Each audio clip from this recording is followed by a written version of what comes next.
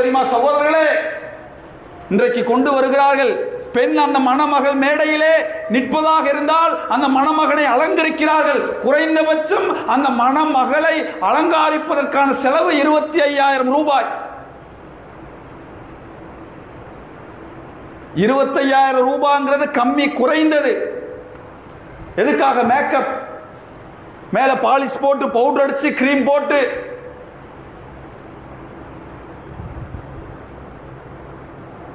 சாதாரணமாக 22 மணி நேரம் சகோதரர்களே, அது இரவு முழுக்க கூட அந்த முகத்திலே அப்பி இருக்க முடியாது. அந்த வெளிச்சத்திலே பல மணமகள்கள் அந்த மேடையிலே நிற்கும் பொழுதே அடிக்கக்கூடிய அந்த உஷ்ணத்தால் முகத்திலிருந்து கரைந்து கரைந்து விழுவதை கண்ணுக்கு முன்னால் பார்க்கிறோம். 25,000 ரூபாய் ஒரு மணி நேரத்துக்காக செலவழிக்கிறார்கள். நாளை மறுமையிலே அல்லாஹ்விடத்திலே பதில் சொல்ல வேண்டும். அல்லாஹ் திருமறை குர்ஆனிலே சொல்லி காட்டுகிறான், இன்ன பத்ஷ ரப்பிக்கல் ஷதீத், அல்லாஹ்வுடைய பிடி கடுமையானது. போட்டிருக்கிற மாலை எத்தனை மணி நேரம்? திருமணத்துக்காக 11 மணி ஜமாத் ஓதி முடிச்சுட்டா 12 மணிக்கு உட்கார்ந்தார்னா 3 மணி 2 மணி 3 மணிக்கெல்லாம் அந்த மாலையை கலட்டி விடுவார்.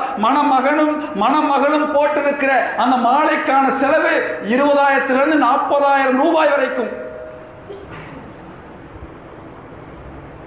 ஏன் பெண் வீட்டாளர் உங்களிடத்தில் பேச பெண்ணோ ஆணோ 2 பேரும் அமர்ந்து எதுவெல்லாம் தேவை, எதுவெல்லாம் தேவையில்லை, எந்த செலவெல்லாம் குறைக்க முடியும், எதெல்லாம் வீண் விரயம்.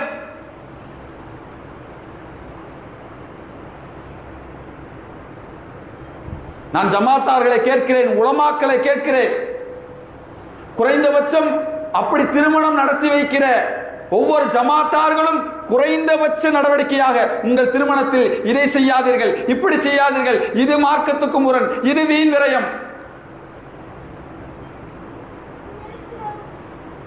எந்த அளவுக்கு நான் இதையெல்லாம் கண்டிக்காமல், இதையெல்லாம் பேசாமல் இருந்ததன் விளைவு 5 லட்சத்தில் நடந்த கல்யாணம் 10 லட்சம், அடுத்து நடத்துபவர் 15, அடுத்து 20, அடுத்து 50, இன்றைக்கு கோடிகள்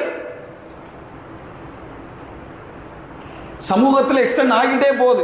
எந்த நபிமொழி அல்லாஹ்வுடைய தூதர் சொன்னார்களோ, குறைந்த செலவிலே நடத்தப்பட வேண்டும் என்று சொன்னார்களோ, அந்த நபிமொழிக்கு எதிராக இன்றைக்கு கோடிகளிலே கொட்டி திருமணத்தை நடத்துவார்கள். நான் இதில் என்ன அறிவு இருக்கிறது? திருமணத்தை நடத்தி வைக்கிற ஒவ்வொரு மணமகனின் வீட்டாரும் மணமகளின் வீட்டாரையும் பார்த்து கேட்கிறேன், என்ன அறிவு? 25